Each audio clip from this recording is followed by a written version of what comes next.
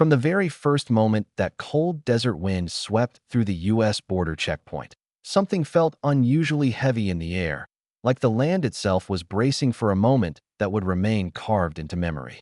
Soldiers in green U.S. Border Patrol uniforms moved across the post with the steady rhythm of discipline. Boots scraped against the concrete, radios buzzed softly, and surveillance cameras hummed from their tall metal poles. Yet in the middle of all this controlled movement, one young soldier felt an unexplainable shift, a strange stillness before a storm of emotion he couldn't possibly anticipate.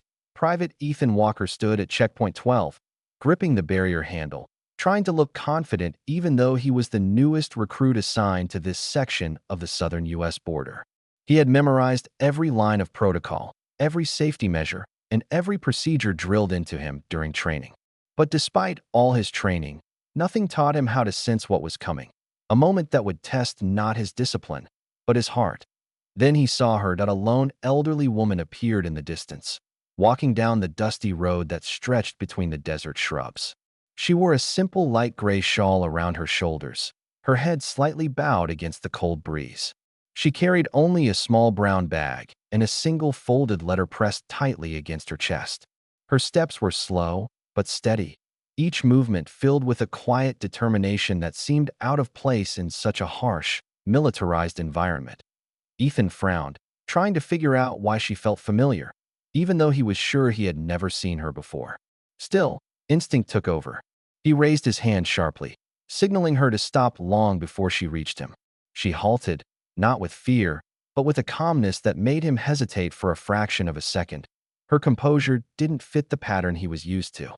Most civilians at the border were nervous, uncertain, or defensive. But she stood there with a quiet dignity that made Ethan feel like he was the one being evaluated. She held out her paper without speaking. Ethan approached cautiously, took it from her, and unfolded it. It wasn't a standard permit. Not even close. That it was old, its edges yellowed, its surface preserved carefully in a plastic sleeve. Inside was a handwritten note attached beneath an official U.S. Army emblem and a signature. Ethan blinked, recognizing the name from his academy training, Captain Daniel Hayes. A war hero, a man whose courage was repeated across military documentaries, training halls, and every memorial ceremony Ethan had ever attended. Captain Hayes had died in Afghanistan more than a decade ago, saving an entire convoy of soldiers. Ethan's breath hitched. This wasn't just any note. That it was the final letter of a national hero. And the woman standing in front of him, she was his mother. Before Ethan could react, before he could process the magnitude of what he held, something shifted behind him. The distant chatter of soldiers fell silent. The patrolling officers stopped mid-step. A tall, broad-shouldered senior Border Patrol officer, Sergeant Collins, turned toward the woman. His face changed instantly, his rigid posture straightened. His jaw tightened. His eyes softened with a respect rarely seen in a place of constant tension. Then, in one slow, powerful, deliberate movement, he lifted his hand to his brow and saluted her. Ethan froze. Not just Sergeant Collins, but every officer within sight followed, row by row, like a wave of synchronized honor moving across the checkpoint. Helmets glinted under the sun as hands rose to foreheads. The air grew thick with reverence, so deep it felt sacred. They weren't saluting a civilian woman. They were saluting a mother who had given her only son to their nation. Ethan stood completely rigid, stunned by the realization of what he had almost done, that he had questioned, stopped, and doubted the mother of the very soldier whose sacrifice had saved countless American lives. Shame burned through him, mixing with awe so intense that he struggled to breathe properly. The woman lowered her gaze humbly, as though she was unworthy of such tribute, but the soldiers didn't waver. Their salute held steady, carried by a silent message of gratitude that words could never express. Ethan felt his throat tighten painfully. He wanted to speak, to apologize, to show respect, but all he managed was lowering his head until it almost touched his chest.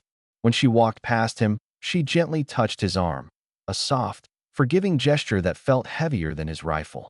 That moment alone became a weight he knew he would carry for the rest of his life. The officers escorted her to a shaded area near the observation post, a small wooden bench overlooking the vast, endless desert plains. There, With trembling fingers, she finally opened the letter, the one she had carried for more than 10 years without the strength to read. Ethan watched from afar, his heart heavier with every passing minute.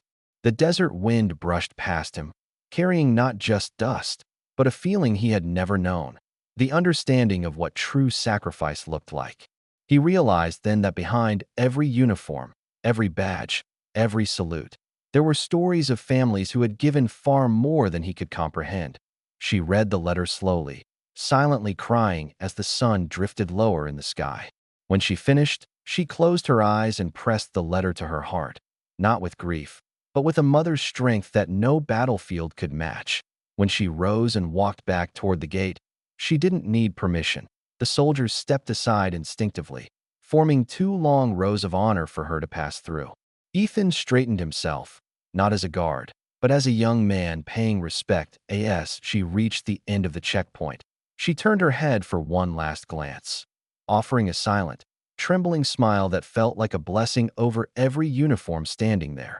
Then she walked into the fading sunlight, her silhouette slowly dissolving into the golden desert horizon. Ethan Walker never forgot that day. It became the moment that reshaped him from a soldier following protocol to a man who understood the weight of sacrifice and the quiet courage of those who live with its echoes. Some stories don't end in battle. Some live on through the hearts they break and the honor they leave behind. If this United States-based story touched your heart, please support this video.